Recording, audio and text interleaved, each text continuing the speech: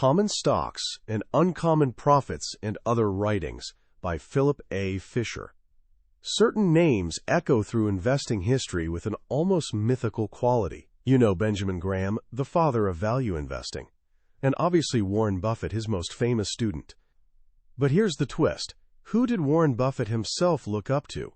Whose work did he study so carefully that it completely transformed how he thought about business? Buffett once wrote, "I am an eager reader of whatever Phil has to say, and I recommend him to you." He was talking about Philip A. Fisher. Unlike the Wall Street legends who thrived in New York City's chaos, Phil Fisher was a quiet, intensely private guy from San Francisco.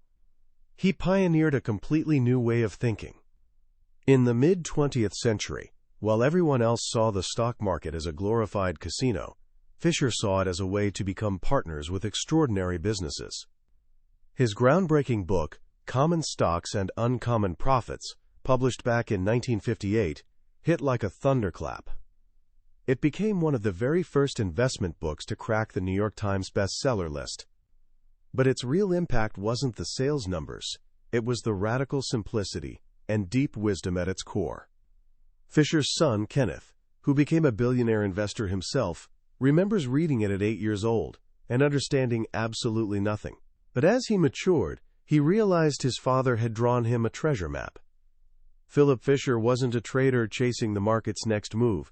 He was a business detective. He believed the real secrets to wealth weren't buried in complex charts or financial reports. They were out in the world, in conversations with customers, competitors, and employees. According to his son, this solitary genius loved 3 things above all: walking, worrying, and work. He was disciplined, sometimes cold, and so laser-focused on the long game that he made everyone else look hopelessly short-sighted. So today, we're stepping into this master's mind. We're unpacking Philip Fisher's timeless philosophy. And I promise, by the end, you won't just have some stock-picking tips. You'll have discovered a fundamentally different way of thinking about business, quality, and the incredible power of patience. This isn't just about making money. It's about understanding what makes a business truly great, a lesson that'll serve you for life, whatever path you choose. Let's rewind to the 1920s and 30s. Most people tried making money in stocks by, quote, playing the business cycle. The concept was simple. Buy when the economy's tanking and everyone's terrified. Sell when business is booming and everyone's euphoric. Buy low, sell high. A frantic dance of jumping in and out. Some people did make fortunes this way. But Philip Fisher noticed something everyone else was missing. While traders were busy dancing, a different group was getting far, far richer with way less risk. Who were they? People who did something almost revolutionary in its simplicity. They found a truly outstanding company, bought its stock, and then just held on. They held through booms and busts, panics and euphoria, wars and peace. They weren't trying to outsmart the market, they were partnering with greatness. This single observation became Fisher's entire foundation. The goal wasn't finding 100 mediocre companies that might bump up a little. It was finding a tiny handful of extraordinary companies that could grow sales and profits year after year, decade after decade. The kind that could turn $10,000 into $1 million over a lifetime. Which brings us to the first crucial question. How on earth do you find these rare gems before everyone else does? Fisher's answer wasn't in glossy annual reports or Wall Street spreadsheets. He believed those only showed you the past. To see the future, you had to leave the office and get your hands dirty. He had a special name for his method, scuttlebutt. Now, scuttlebutt might sound like old-fashioned gossip slang, but for Fisher, it was a disciplined art. It was becoming a business detective. He believed the truth about a company wasn't in CEO press releases. It was in the scattered whispers and honest opinions of people whose lives the company touched daily. So what did this detective work actually look like? Instead of just analyzing financial statements, Fisher talked to 5 groups of people. First, the company's competitors. He found that if you approach people intelligently and promise not to quote them, They're surprisingly candid about other players, strengths and weaknesses. If you talk to 5 competitors about a target company, and 4 grudgingly admit, "We hate to say it, but they're the best. We fear them," you've struck gold. Second, he talked to customers. Are they happy, loyal? Would they switch for a slightly lower price? Or is the product so good they couldn't imagine leaving? A loyal customer base is like a moat around a castle. Third, suppliers. Do they get paid on time? Does the company drive unfair bargains or treat suppliers like partners? A company squeezing suppliers might look good on spreadsheets temporarily, but one building strong relationships has a more resilient foundation. Fourth, former employees. This one's tricky, some have grudges. But if you find several who left on good terms, they can give you an unvarnished look at internal culture. Is it where great ideas flourish, or where politics and bureaucracy crush innovation? Finally, scientists and university researchers in the company's field.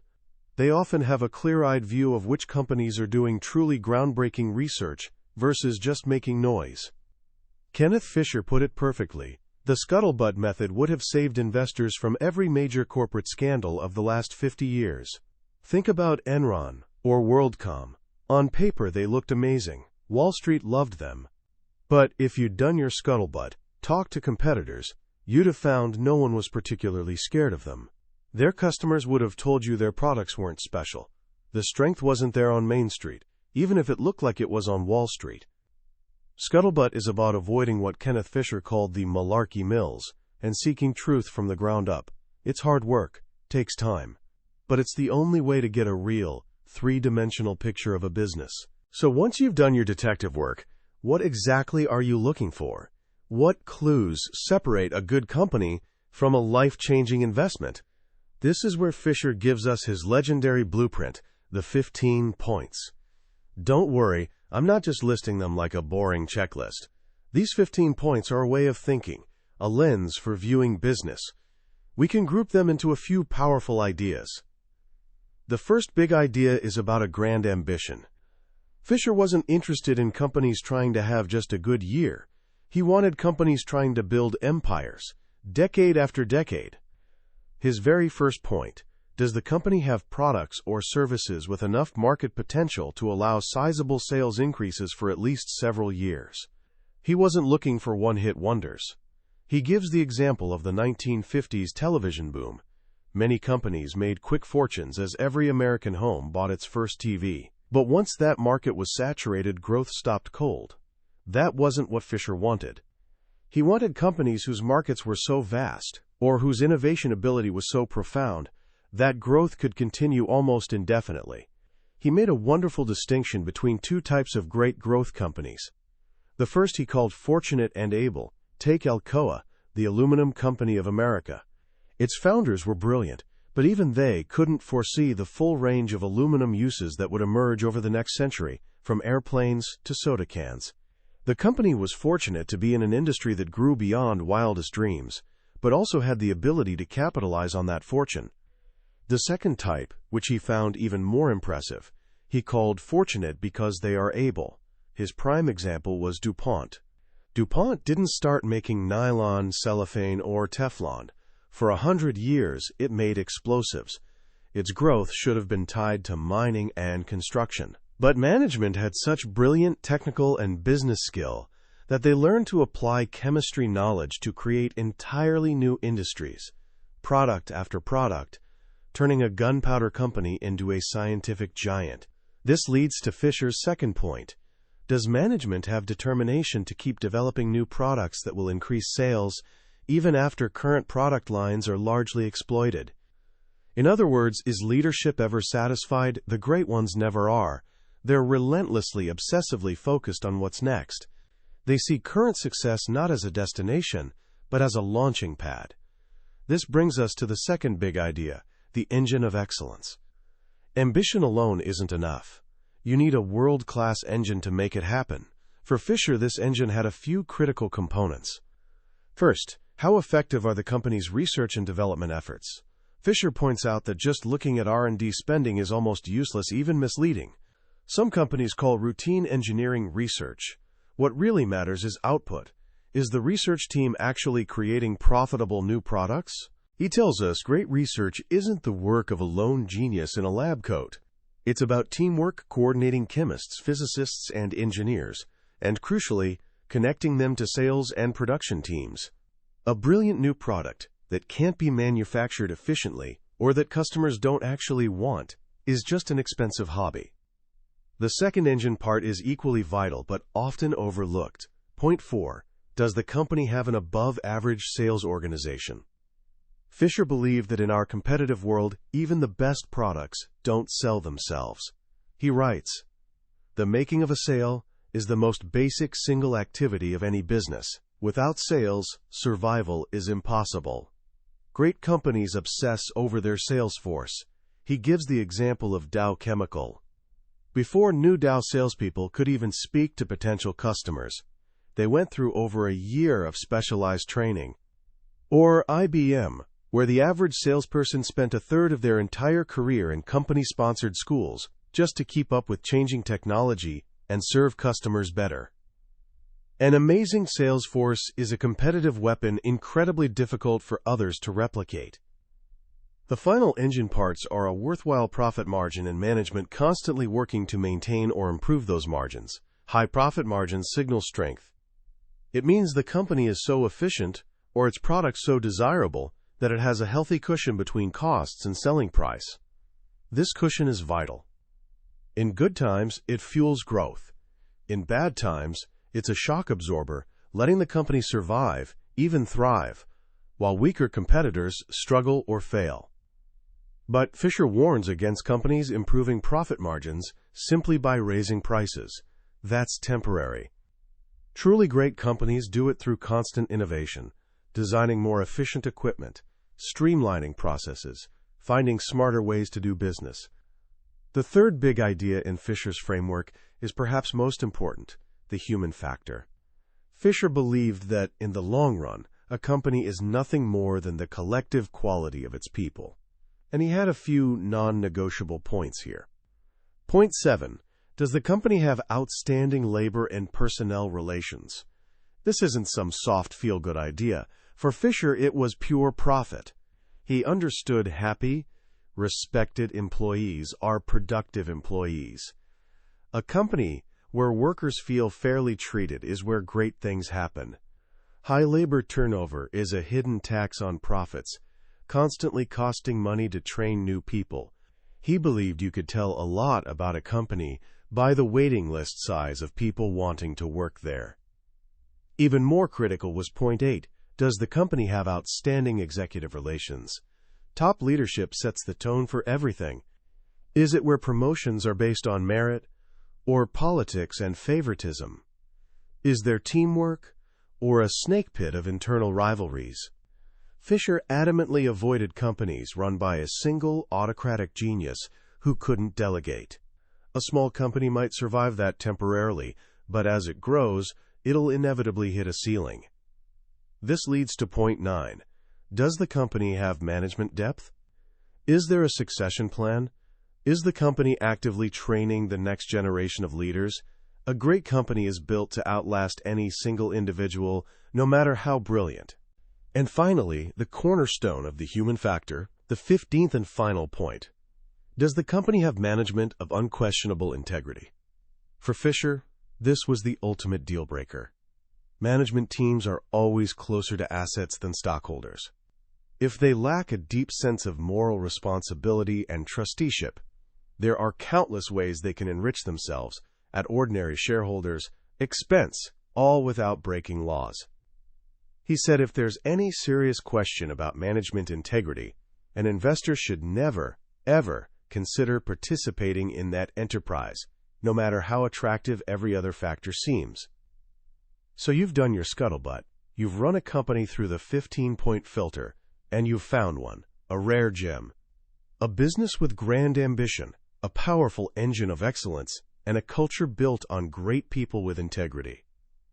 Now the next crucial question. When do you buy it?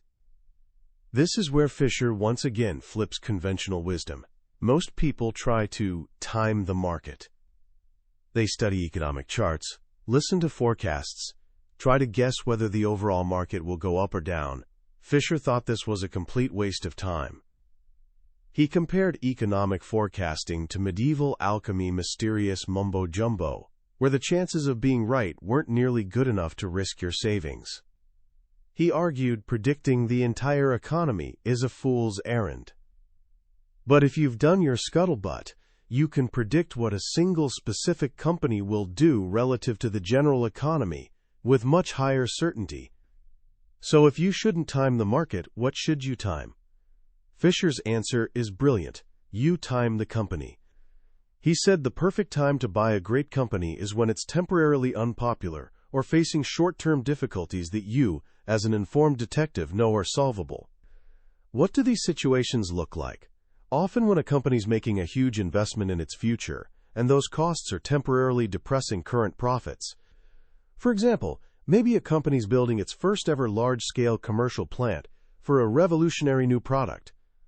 The financial community's excited. The stock price jumps in anticipation. But then, the plant hits trouble. Getting the bugs out of a brand-new, complex process always takes longer and costs more than anyone expects. As months pass and unexpected expenses pile up, the company's per-share earnings dip. Wall Street gets nervous. The same analysts who cheered the new product now whisper that management blundered. The stock price falls. That, Fisher said, is your moment. The moment of maximum pessimism is often the moment of maximum opportunity. Because you've done your homework, you know management is brilliant. You know the product is revolutionary. And you know these startup troubles are just temporary hurdles on the path to enormous future profits. While everyone else panics and sells, you can buy a magnificent business at a bargain price. He gives the real-world example of American Cyanamid in the early 1950s. The company was investing hugely in a giant new chemical plant in Louisiana. The plant had so many engineering problems it was months behind schedule and draining profits. The stock was unpopular. But a few savvy investors who understood the temporary nature of these problems bought heavily. A few years later, the plant ran smoothly, profits soared, and the stock produced massive gains for those who had the courage and foresight to buy when everyone else was scared. The key is, you're not guessing about the broad economy. You're making an informed judgment about a specific situation within a company you understand deeply. The buying opportunity comes not from market-wide fear, but from company-specific troubles you have good reason to believe are temporary. Now this brings us to what might be the most radical and powerful idea in the entire book. You've found a great company. You've bought it at the right time. When do you sell it? Fisher's answer is as simple as it is shocking. He said if you've done your job correctly when buying the stock, the time to sell is almost never. This is the absolute heart of his philosophy. He believed truly spectacular profits don't come from buying and selling. They come from finding one of the rare great companies and holding on for the long, long run for years, even decades. He laid out 3 and only 3 valid reasons for selling a great stock. The first reason is simple. You made a mistake. Your original analysis was wrong. The company, upon closer inspection, isn't as great as you thought. When you realize this, Fisher said sell immediately, regardless of whether you're taking a small profit or small loss. He believed more money has been lost by investors holding stocks they don't want anymore, just waiting to get back to even, than for any other single reason. Your ego is your worst enemy here. Acknowledge the mistake, learn from it, move on. Capital tied up in a mistake can't be put to work in a truly great opportunity. The second reason to sell is if the company has fundamentally deteriorated. This usually happens one of 2 ways. Either management quality has declined, maybe success made them complacent, or a new generation of leaders isn't as good, or the company's simply reached a point where its markets are saturated, and it can no longer grow faster than the overall economy. When this happens, the stock no longer meets the criteria for an outstanding investment and should be sold, even if it means paying large capital gains tax. The third reason is rare. It's when you find a dramatically better opportunity. An investment so clearly superior to your current holding that it makes sense to pay taxes and switch. But Fisher warns this should be done with extreme caution. The risk of misjudging the new company is high, whereas you have the advantage of knowing your current holding, warts and all. And that's it. Those are the only 3 reasons. What's missing from this list? All the common reasons people sell stocks. Fisher was scathing about selling a great stock just because you think a bear market's coming. We've already seen, he thought predicting the market was impossible. But even if you could, he asks, how will you know when to buy back in? He saw countless investors sell wonderful companies out of fear, only to watch them soar to new heights while stuck on the sidelines, waiting for a dip that never came, or paralyzed by fear when the dip did come. He was equally dismissive of selling just because a stock seems overpriced. What does overpriced even mean for a company that might quadruple earnings in 10 years? A truly great company, he argued, will almost always look expensive by conventional measures.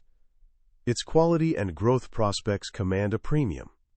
To sell such a company for a 30% gain might feel smart short-term, but could mean missing a 3,000% gain long-term.